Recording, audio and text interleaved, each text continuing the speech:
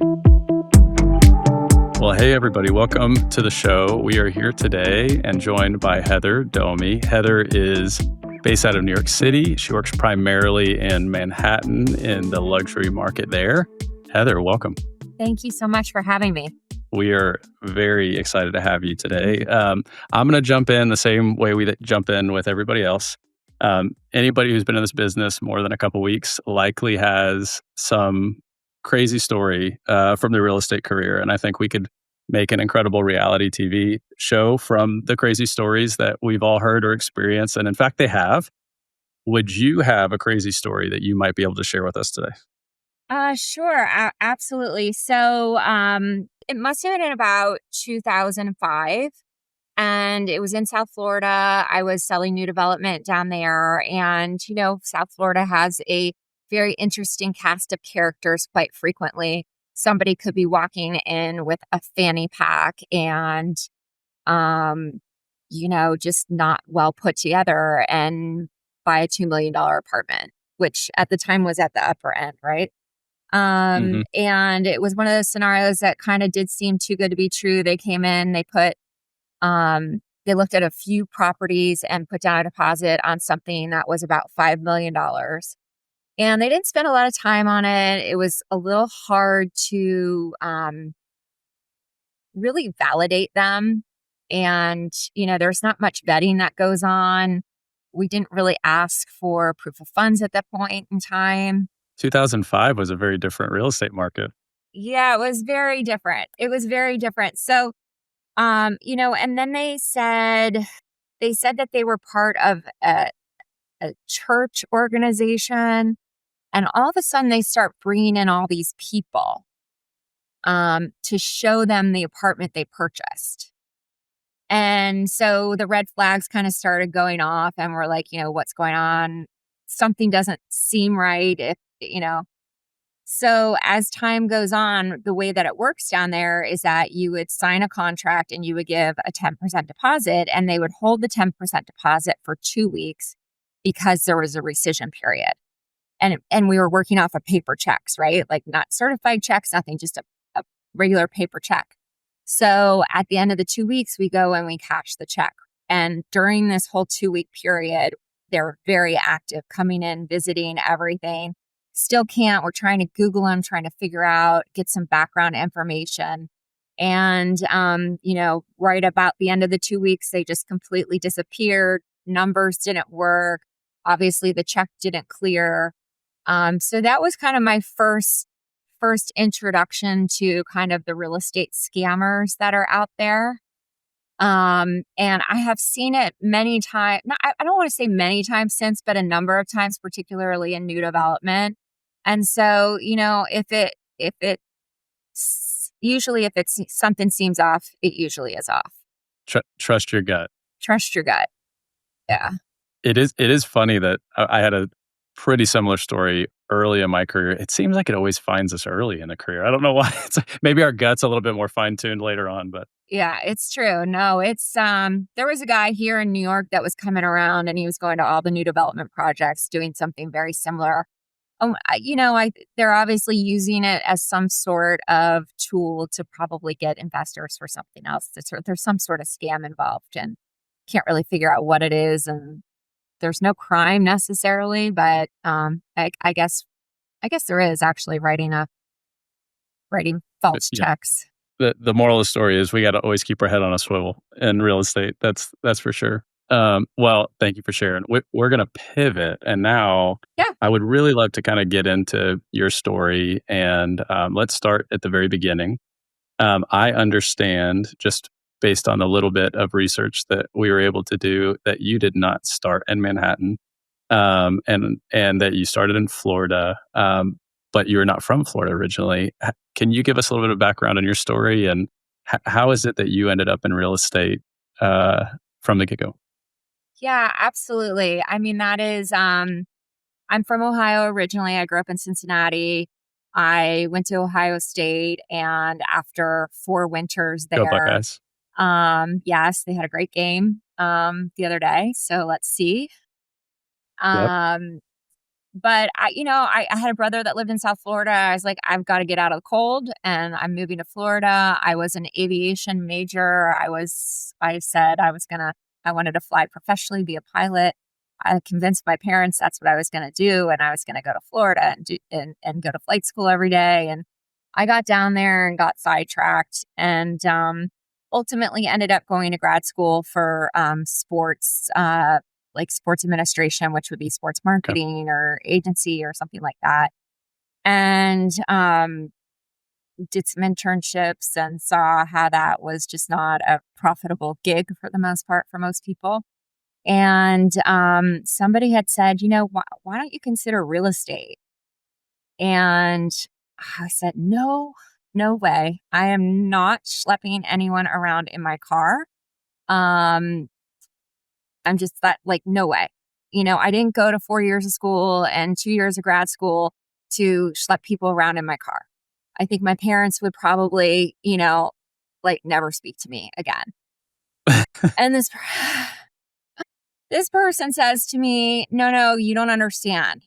I think you should go into luxury sales and work on a new development. And which I didn't really even understand what that meant, or it wasn't on my radar. But as soon as he kind of said luxury and new development, then that sounded interesting to me. I'd always worked in sales. I worked in luxury retail even when I was in college. So yeah, I understood kind of that segment of the market. And so it didn't take me long to kind of pivot, get my real estate license, and start working in real estate. And then it was 2001, and like 2 months after I was trying to get going, 9/11 happened.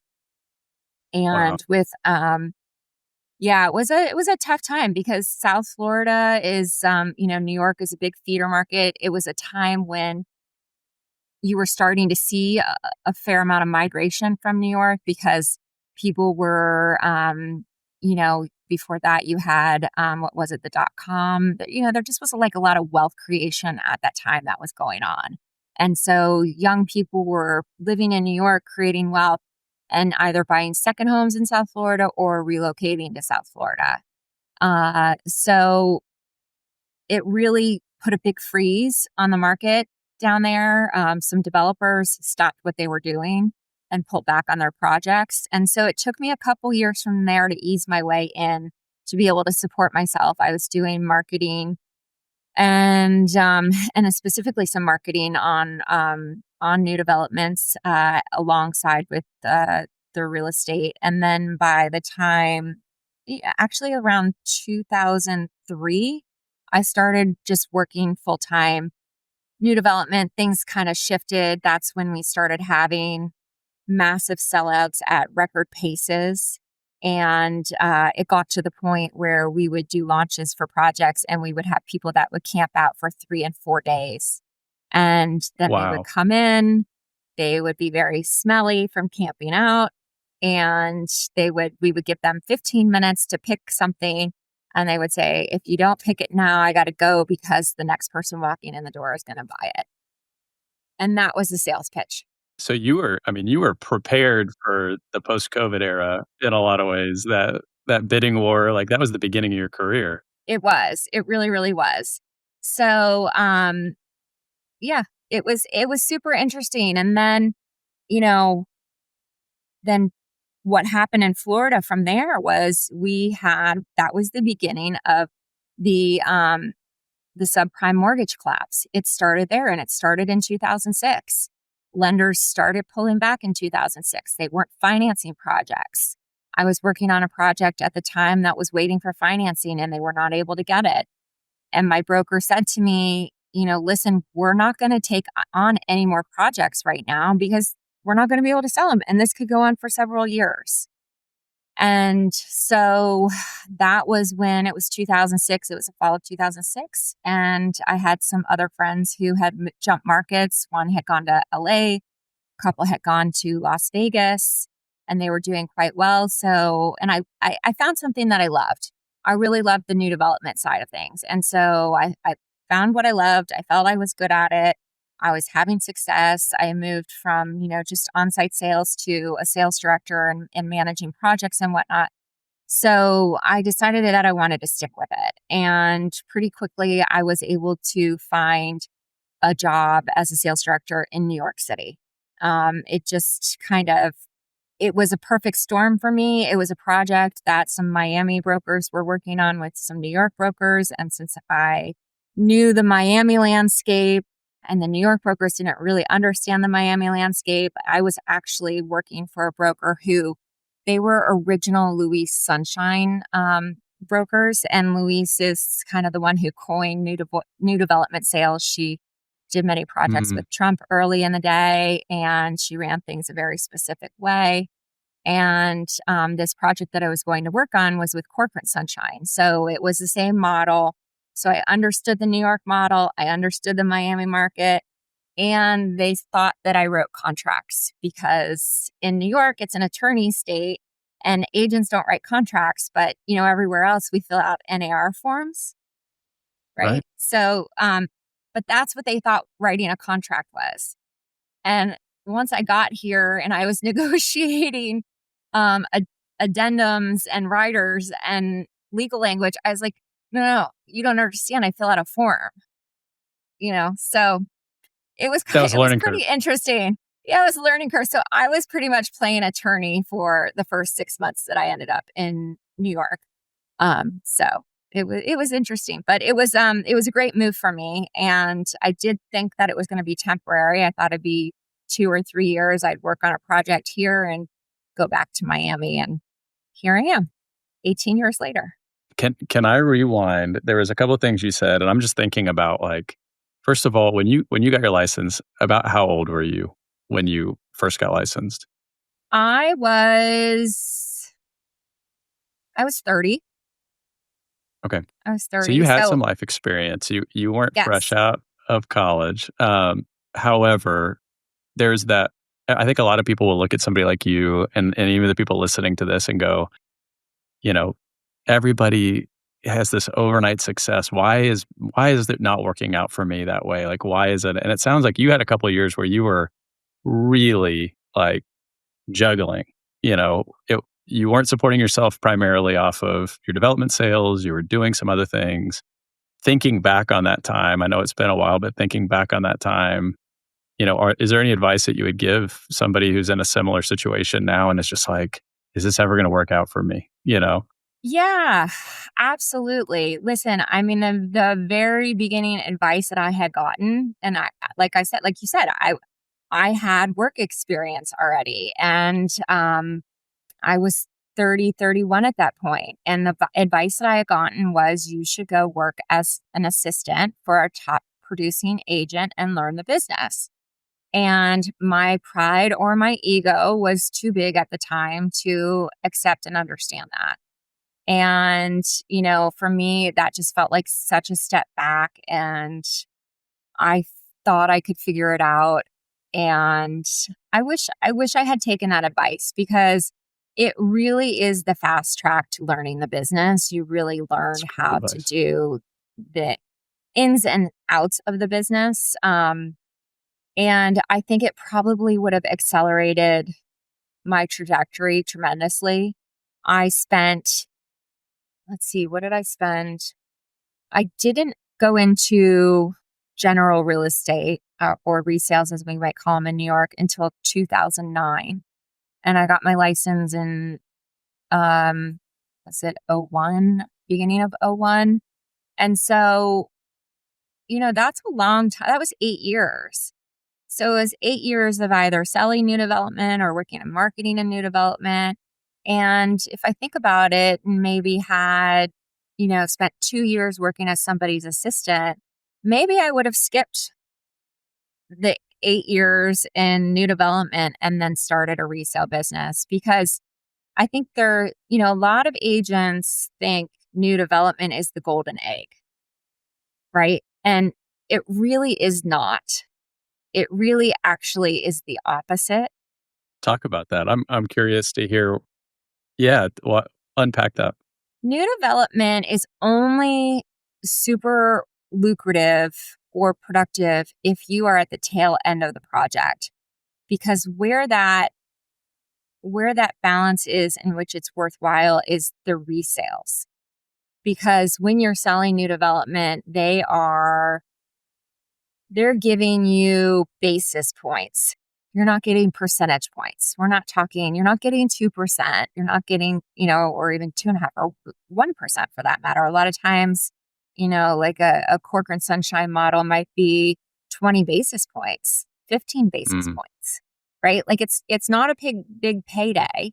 And it comes at the end of a project. If God forbid you ever ended up in a bad market, like the last project I sold in South Florida, I was lucky the majority of it closed before the subprime collapse, but I did lose, you know, mid five figures on commissions that didn't get paid out on that.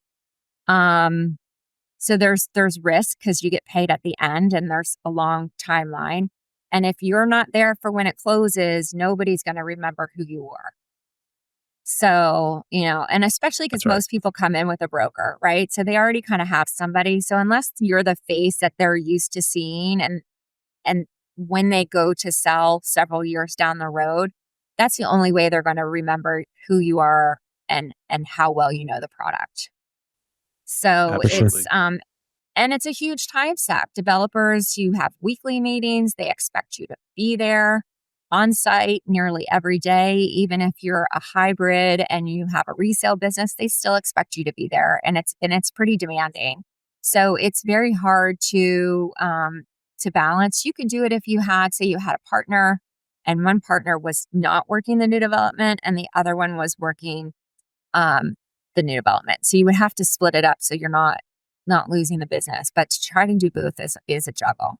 Yeah, I just want to back up a little bit. So you're hesitant to jump into real estate. You get into it, and it's not overnight success. You're putting your time in, a lot of investment. What is there a thing like a development, a person, a mindset that says this is going to be worth it? Is there a moment when you the light bulb comes on and you think, I'm in for the long haul? It has to be an extraordinary project, right?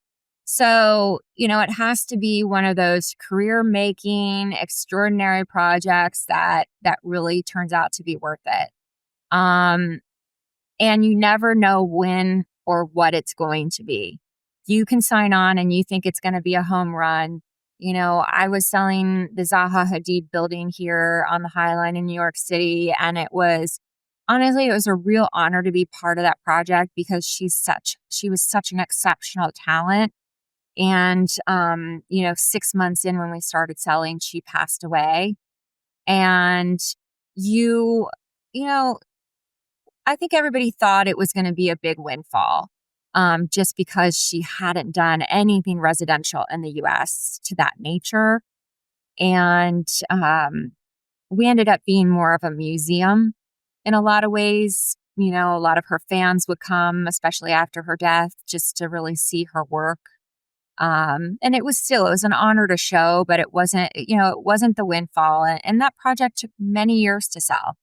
And many of them do. And there's, I don't want to go around naming names, but there's a handful of projects that have been selling for 6, 7, 8 years in our market. So, to be kind of chained to a project for that many years, you either need to be all in on the project, or I think really just focus on resales. And if you focus on the resales at the end of the day, it's truly the more lucrative path. Let's turn the attention to that transition from new development sales to resale. What was it for you that enabled you to make that jump? Because I know that it's a shift of gears. I assume that wasn't like an overnight decision. What did that for you, and then kind of what propelled you, in your resale business? So it was 2009, and the subprime mortgage collapse followed us here to New York. And Lehman Brothers collapsed, and I was on another project, and I just, I was really looking around at what was going on. And my developer said, I'm not going to spend any money on marketing because nothing's going to sell. I don't want to negotiate. I want to ride it out and wait and see. Um, so if they're not spending money on marketing and they're not negotiating and all my eggs are in one basket, I have no control over my destiny. None. All the cues are saying, "I'm not getting paid anytime soon." Not anytime soon. And it was, at the time there was a new development workforce at the company that I was at. I think literally almost every single one of them ended up 6 figures in the red on their draws. Right. So it was a very scary place. And I know it was a very scary place for the company at that time. And I, I almost went back to Florida. I had been in New York for 3 years at that point in time. And I met with a woman who I was actually, I hadn't met anybody yet in New York in my personal life. And she says, Heather, you're coming down here and you're going to sell for me. You're going to sell south of Fifth and you're going to meet your husband. And That's bold. That's a bold move. I know. Shout out. And I know. And it was new development. And I was like, oh, I don't want to, there were a number of factors and that, I think New York, when it gets in you, it kind of gets in you. It's kind of hard to kind of take out of you. And so my other option was I wasn't going to go back into another project. And the other option, 2 other options, leave the industry, and which I didn't really want to have another career change at that point in my life. I felt like I found something that I loved, or start to participate in the entrepreneurial spirit of the business and start doing resales and do it in New York City. And so that was the path that I chose. It was definitely, probably the harder path. I moved to New York. I knew less than 5 people. Probably when I moved here, I was from Ohio. So it's not like, I didn't have a deep Rolodex of New Yorkers. Totally. So, I worked with what I had. I worked the relationships that I met through my new development sales. And there were enough people that were really supportive of my career early that referred me business and got me started. And I remember being extremely busy that first summer of 2009, running around, learning all my lessons. I had kind of like one of my bigger clients who's my clients today. And I think we were hailing taxi cabs. He's like, doesn't your company give you money for a car service? I'm like, oh, I'm not there yet. So it was before Uber too. It was those days before Uber. So it was that first summer was a little humbling for you. Yeah, for sure. So, God bless him. He literally, we're working on a sale with him right now. He's still one of my clients. But, so that was when I made the change, and I just really put my head down and I hustled, and I was working 12, 13-hour days, probably 6 to 7 days a week. It was at the sacrifice of everything. I had no personal life. I ate, drank, slept, real estate, just to get it going. And it worked. What did you do, just as I think about, you're a transplant, you're coming out of new development sales. You mentioned you had some relationships from your time in that, but I mean, I'm blessed to work in a place that I grew up. There's a built-in network there that's been a benefit. When I see people who are transplants that build incredible businesses, I'm always impressed. What was it like? What were the things that you committed yourself to those 12 to 13 hours a day? Like, where are you turning over rocks? How are you getting business as somebody who's relatively new to the area? So I took the position that no client and no deal was too big or too small. Yep. And that I would treat everybody the same and give them my absolute best that I could. And all business is good business.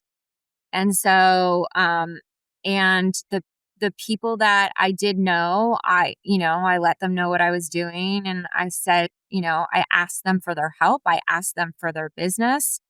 And I have to say, there were a number of people that did send me some business that, really got me started. And I think listen, people want to help people. And I have some younger agents that, younger in the business that are on my team, and I share that with them. And I say, you have to, people want to help you. It's an interesting thing in life, right? Like if somebody is willing to ask for it, in most cases, people are going to be willing to help you. And they're even so, just the act of asking for it gets Yeah. them more motivated. I think there's an interesting reframe there as you talk about like asking for help. And everybody says ask for business, but I do think that there is an interesting reframe about when I ask for help, there's kind of a humility to that where people, it's not salesy. Like there is a, hey, I'm going to help you, but would you help me? And I do think people want to rise to the occasion. So I love hearing you say that. Like I made a note of that.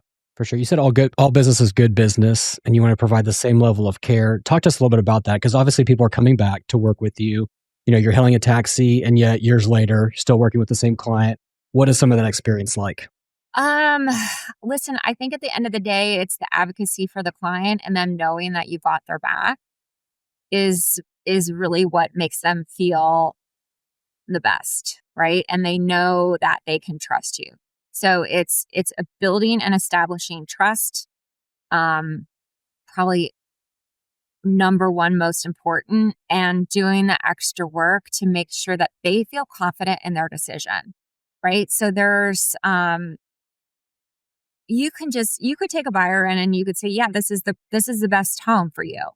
You should buy this one, right? And a lot of people do that, and a lot of people will listen to that agent that says that. But I was never that agent. I have an analytical mind, so I always wanted to show them how and why that was the best home for them. And that's the longer path. That's not the easier, way to get through it. So I know that my clients, they saw that, they felt that. My attention to detail has always been something that has been, I think, evident in my work. And still to this day, I try to carry that through. You get busy, you get more clients, and sometimes, you can, I don't want to say you forget, but, it's some things start to slip away. But I always try to cycle back to that. Whenever, even recently, I just had somebody that was bidding on something that was below $1 million, and we knew it was the best property for him, but they didn't feel confident that it was the best property for them. And in order to get them over the hump, you need to show them how and why that's the best property. Just can't take your word for it. I mean, it just doesn't work that way. Throw me a few examples if you would, because we talk about this all the time. There really are kind of contract to close agents, and they fly in, they close the deal, and they're out of your life. We really care about client care and educating, resourcing our clients. So talk about just a few examples of really how you're showing them the value there and adding value long before you even write the contract. For me, it really boils down to the analytical analysis of the comps and the way that you show it and present it. And it's not a matter of just pulling a listing and saying, here's 5 listings that are the same or similar. And so just look at these. It's, here are the 5 listings, and this is why these matter. And this is why these numbers matter. And so it can be the discount from the asking price that matters. It can be the time on the market, the quality of the finishes, the floor height, the light, the views. There's so many different things that kind of make up the value, especially here in New York. And, we're dealing with condos and co-ops. So if it's a co-op and this co-op allows subleasing with no restrictions, and the one over here has all these other restrictions, and this co-op wants 50% down, and this will only, they allow for 25% down. So those kinds of variables, and showing them, and especially when you start to get into, there's certain product type that even in New York will have some bidding wars right now. It's not necessarily shifted to a super strong buyer's market, but say the West Village, that West Village below $1 million. Whenever something that's good or cute or has good potential, it's going to go quick, and it's going to go at ask or above. And, just being able to demonstrate that historically, kind of the how and the why, and being able to talk your client through that whole process so that they understand it. Because a lot of times, you do get a lot of relocations here. So they also don't understand the market. Yeah, and you're in arguably the most complex market in the United States. So as a professional, I mean, there's no better value add, I would presume, than just being able to really be an expert in all those nuances. There are a lot of nuances. It's block by block. It's, neighborhood by neighborhood. And, is there a fire station on that block? Is there a hospital down the street? And you've got sirens you're going to be hearing. So yeah, there are a lot of variables. But that's what keeps it interesting. Absolutely. Well, let's talk about, so you made the transition to resale. Obviously, your business has probably changed a lot since you first started when you were hustling 12 to 13 hours a day. Can you talk to us about that transition from kind of being a fledgling resale agent and just hustling for every deal and every dollar to being in a place of sustainability and now success, and how you view your business now, maybe what things you do now or things that you know now that have changed over the years? Yeah, for sure. I mean, listen, I have, I know we didn't do um, too much prep call before, but my last, so where it's 2025, and so it's been 16 years pretty much since I went into resales, and I had a business partner for 11 of those years. And 2 years ago, almost 2 years ago, we parted ways. And, the first few years when I didn't have the business partner, it was that hustle, it was learning. The very first thing I did, I hired an assistant once I could, because I saw very quickly the pattern um, of just, absolutely, you have 5 or 6 deals in the pipeline, you're servicing those 5 or 6 deals, you're at critical mass, you have no time for marketing, you have no time for nurturing your SOI, none of it. You're just trying to deal with the deals at hand. You get them Spinning closed, plates. and then there's nothing. You're starting all over, right?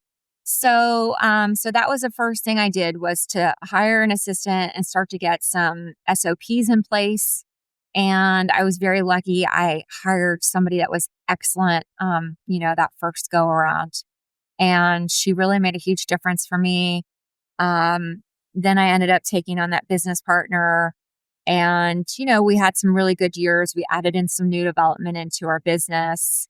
There were years, because I did not focus on my personal life for many years, and I was work, work, work. During that period, I did focus on my personal life. I met my husband, we got married. And, I really put that first. And, I feel like I'm lucky that it's all kind of come together in the way that it's come together. He's incredibly supportive of my career and what I do and everything. And so,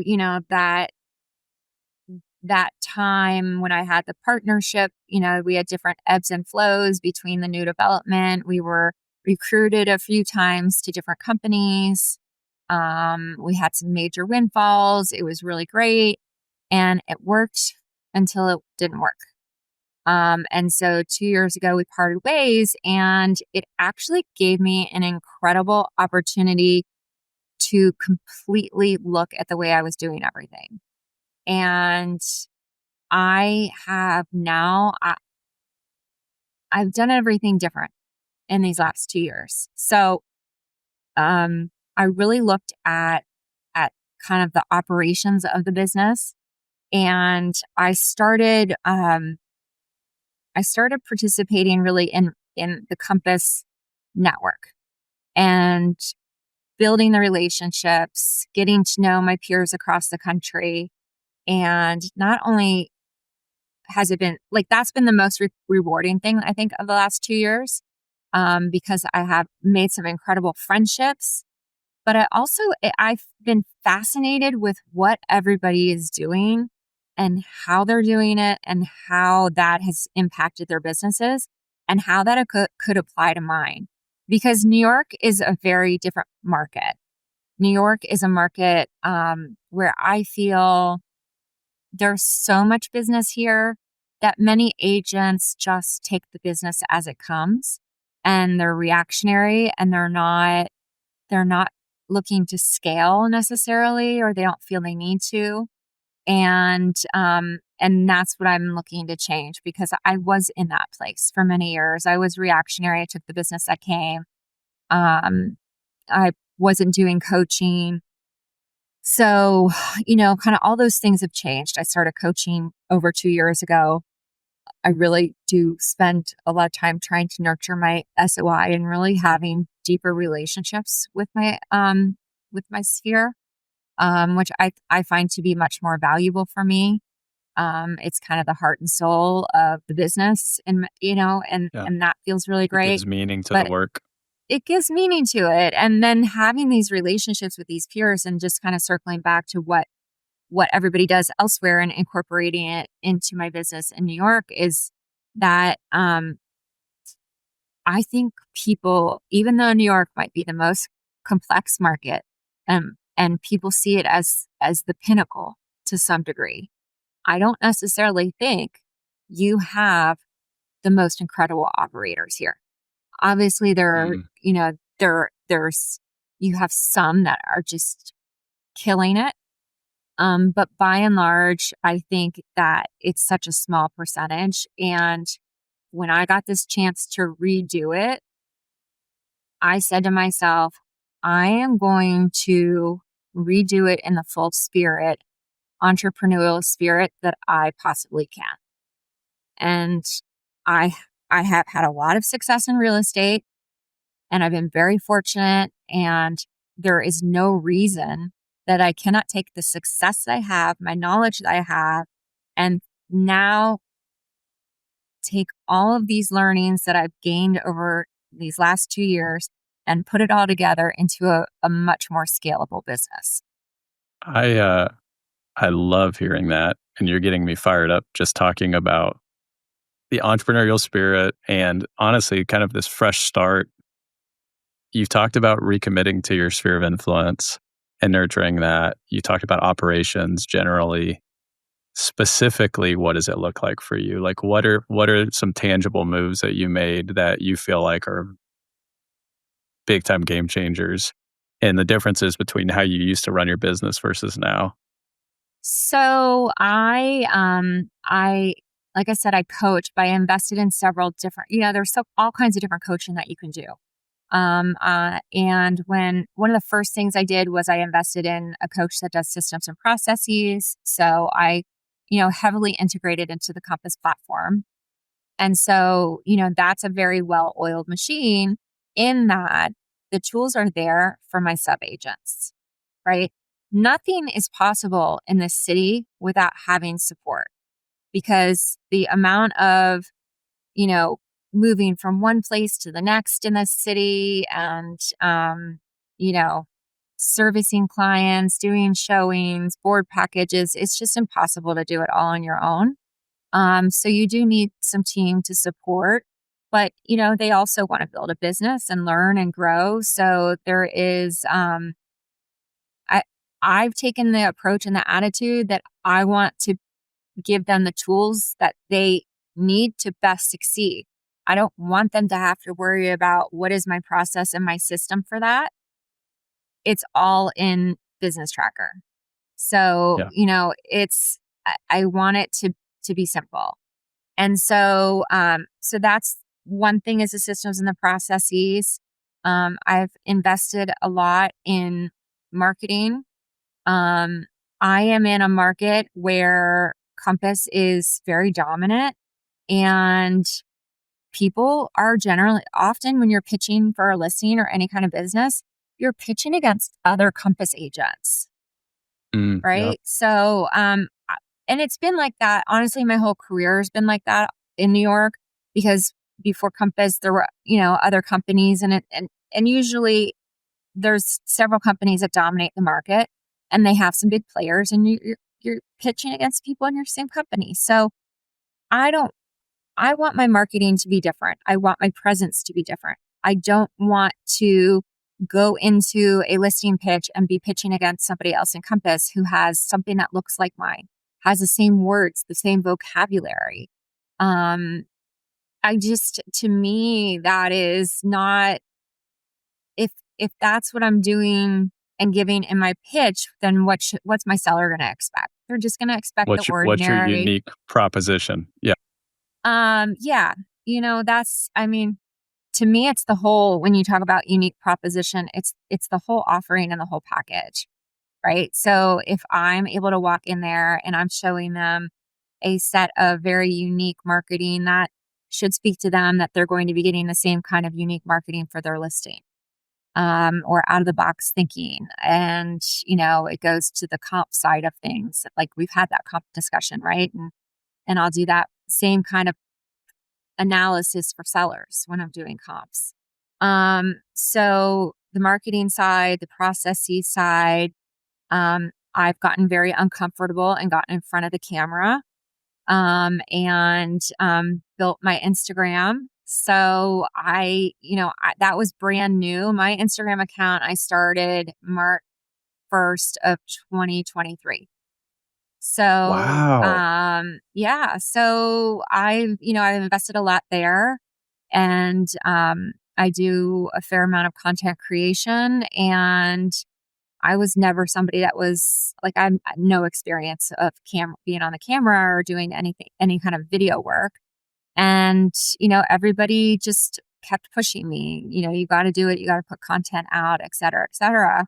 And so I'm almost at 10,000 followers. And that's Congrats. Incredible. been, yeah, thank you. But that's like hard earned followers. It's day by day and being consistent. And I think that's part of a theme of what's new and what's worked is the consistency. And I've stayed consistent. It's not just okay, well, I'll do a few reels here or there and it's sporadic. It's like, I make sure like I batched 11 or 12 reels over the holidays. That'll be edited and I'll have them, and that'll be like a quarter's worth of content. So, and now this year I'm like, okay, well, I've got the talking head part down. Now I need to start to be, I need to expand this way. So I'm kind of always looking as to like, what have I gotten done that I feel I'm good at and I can kind of check the box, and where can I move next to level up? And that's another aspect of what I look at in my business. The last thing for me that also has worked is the Compass network and leaning into the network. And I, joined sports and entertainment division and have put a huge effort there. I feel really grateful to be part of that group. It's a lot of really great people that I love. And then I've made a ton of really excellent women friends. There's honestly some really serious, badass women in this business and at our company. 100%. And I admire them. And, what some of them have created and have done is just really, really impressive. And it's a lot of hard work. And so, in many ways, I want to emulate that and just kind of really focus on the well-rounded picture. You've accomplished a lot to be proud of. But we also have agents who are just getting started, or they feel they're stuck or in a rut. So all those things are incredible, and you may have access to more things because you've taken the time to build the business. But as you kind of look back, if you could distill it, like what's one thing today that an agent could start that would be a positive investment either in themselves or in their clients or the way they're doing business, that you'd say, hey, just start here with this one thing and let it play out over this next year? Listen, I think the number one thing would be to really lean into your SOI and not to be afraid of any kind of rejection, and understand that people want to help you, right? Like that, I think that is one underlying theme. I think that also younger agents, they get focused on the split and, and or going to a team where they think that maybe they're going to be handed business, and what that might look like. And I think that it's important to understand at this point, the game has changed and it's very hard to be a solo agent, because when you are going on listing pitches, they are asking who is behind you, what is your support, are you going to miss showings, how can you be available to me at all hours, et cetera, et cetera. So the team system is something that has really flourished, and it's what sellers and buyers are expecting at this point. So really focusing and finding a team that that you can work on and be supported, and understand that, there is the cost of doing business for everyone. And if you want to do business well as a solo agent, that's a lot of expense to take on yourself. And if you can avoid some of those expenses and the headaches of the full, well-rounded business that really is what it takes to succeed right now, do it on a team, because there's so much less that you just need to focus on selling, right? Like if you're new, you just need to focus on selling. You don't have to focus on your website. You don't have to focus on your marketing. You don't have to focus on processes and systems. There'll be support. There's, you know, we have a head of operations. So just go be an agent, focus on selling, figure out and master that. And if you crush it, your split will get better. And you have to prove yourself, right? Like it doesn't just happen without proving yourself. I can tell just talking to you, if you know a lot of agents like you do and we do, there's different subtypes of agents. There's like the kind of in your face type A, high energy like agent. And then there's kind of the more relational, more laid back, which I would probably consider myself in that category. It feels like you kind of are in that category, which is not necessarily what you would expect in New York City, in terms of just like your temperament. But you've talked a lot about leaning into your SOI and building relationships. How do you, that looks different for everybody. How do you build relationships with a sphere of influence? Like, are you knocking on doors? Are you cold calling? Like, what does that look like for Heather Domi today? So the majority of my business has been repeat and referral. I think 95% of it, repeat and referral. And I mentioned scaling before. You need a plan if you're going to scale outside of your repeat and referral. And what is that plan going to be, right? Are you going to cold call? Are you going to door knock? You got to look at the odds of success. Where's my highest and best use of time going to be put, and whatnot. And so, as far as like, I nurture my current SOI, the people in my world. I think that at times, some maybe like personal relationships that I have, I think people, especially when you're married and you're in real estate, people be like, oh, that's so and so's wife. She does some real estate, right? Like it's a little dismissive in what we do. And so that's been one of my efforts, is to demonstrate my expertise through my talking head videos and my marketing collateral and whatnot. And that I'm not a hobbyist, right? This is a full-time job that I've been doing for almost 24 years at this point. And so I want to make sure that I'm able to convey that to my SOI, that I'm not just doing this just because I'm bored, or in between when my husband's traveling, I'll do a deal here, or maybe I do a deal there. No, I'm a professional that runs a business, and we're doing multiple transactions and servicing people 24/7. And to be able to convey that is not, I don't think it's that easy, right? Like, Not at all.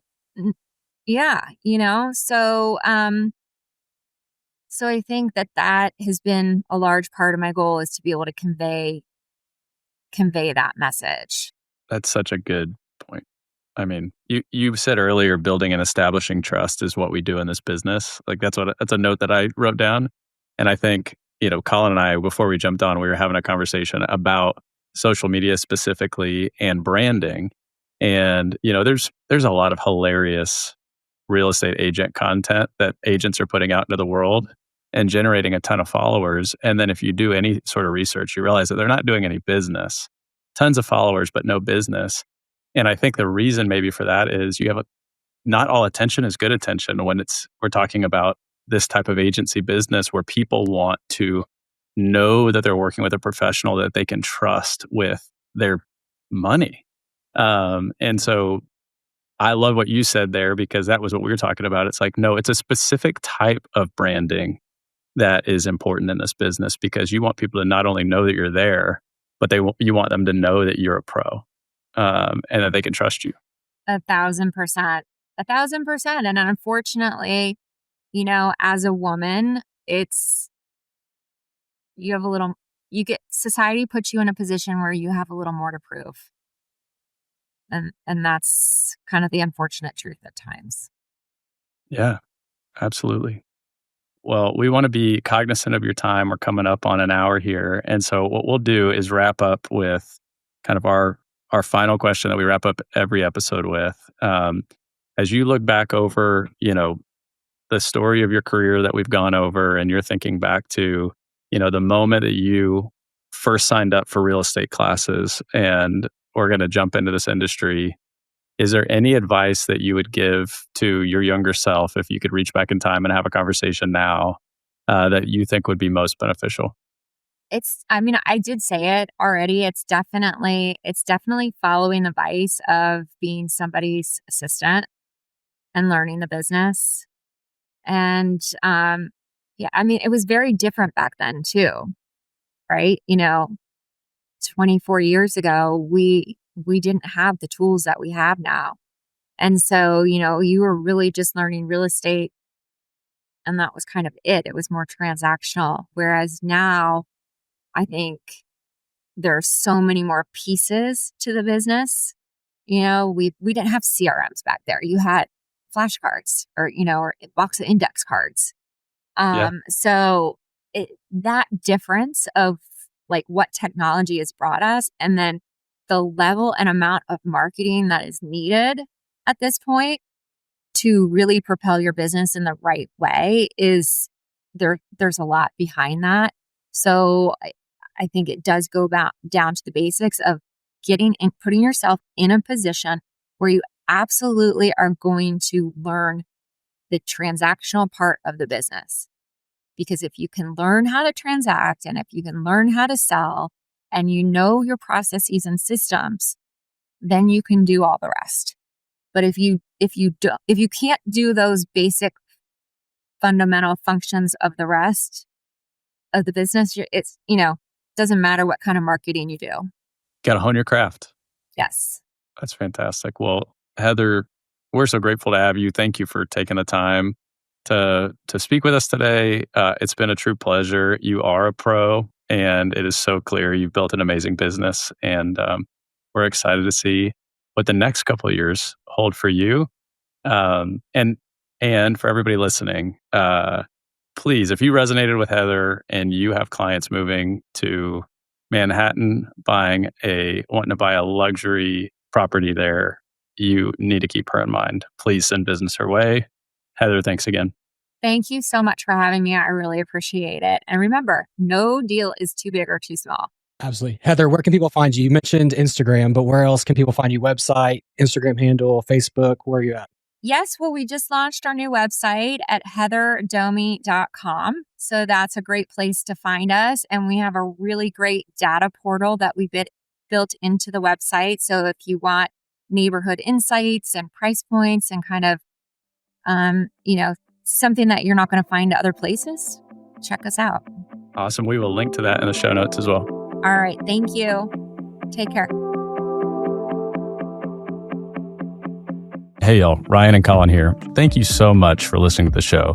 If you have gotten any value from the show, and if you resonate with our thoughts on how we serve clients and happen to have a client moving to the Dallas-Fort Worth area, we would love to serve them.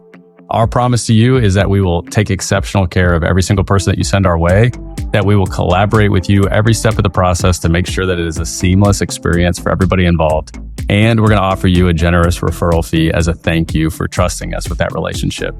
Now, you can connect with us through our social channels, or you can go to our website, all of which are linked in the show notes. As always, we appreciate you a ton. Now back to the show. Okay, we just spent the last hour with Heather Domi out of Manhattan, New York. Ryan, give us your take after having a conversation with Heather. Yeah, I mean, I think I'm super impressed with anybody who builds a successful business in a place that they did not grow up, let alone a place like New York City, and starting in the business in Florida. I mean, her career has spanned, multiple decades, which that staying power is impressive. She also has made a transition from new development sales to resale during that time, and arguably went through one of the most difficult real estate markets in the history of real estate in the United States while making that transition. And so I'm like, there's a level of resilience that she has. And like, she comes off as like very kind of laid back and calm. But she is gritty like that. I think that's my biggest takeaway is like, she is an incredibly gritty professional, to have endured that. And so I'm just super impressed by the way that she's kind of adapted and adjusted and built this business over kind of a long period of time. A couple of things that I wrote down, and then I'll pass it over to you. The themes that she came back to a couple of times were one, she said, this business is all about building and establishing trust. All I know is I spent an hour talking with her, and I trust her already. Like, she just has this like very like even keeled perspective, and I feel like that's the type of person that when I'm transacting and I'm making a big purchase, like I can see why people trust her. And I love that. And then the other part is she talked about really nurturing her sphere of influence, and she being in such a competitive market. That discussion about her leaning into marketing to scale her brand, and that she isn't, she's over 20 years into the business, and she's constantly reinventing herself. And now she's leaning into something new, but she's doing it in such a way to make sure that people understand the professional that she is, and that not all branding is good branding. And I thought those two things kind of stood out to me. And I was just really impressed with that. Yeah, for sure. Sincerity is the thing that came to mind. All business is good business. That's how we treat our clients. It's not just about the highest sales price, the buyer with the most money, really treating everyone with the same level of care. I just think about like luxury market or not, every client deserves an experience that feels like luxury. And so going above and beyond was really big. I think about just the investment in herself. She talked about her business, but that is an investment in herself. We continue to learn that. Like, it's easy to be reactionary, to play to the market, fast-paced, slow-paced. But if you really build a business right, it serves your clients better and serves yourself better. And so she talked about the sacrifices early on of not having a personal life and laying all of that aside, versus now she's flourishing because she's made the right investments in her business, taking care of herself, which is also allowing her to better serve her clients as well. And so I love the sincerity. I loved even just the one-liner, I'm not a hobbyist. Like, we talk about this, real estate professionals get a bad rep. And so just a good reminder, like, there are pros out there. And Heather's just another example of that, of just, you said grit, like laying it down, chasing the right type of business, and just making sure she serves all of her clients with the highest level of care.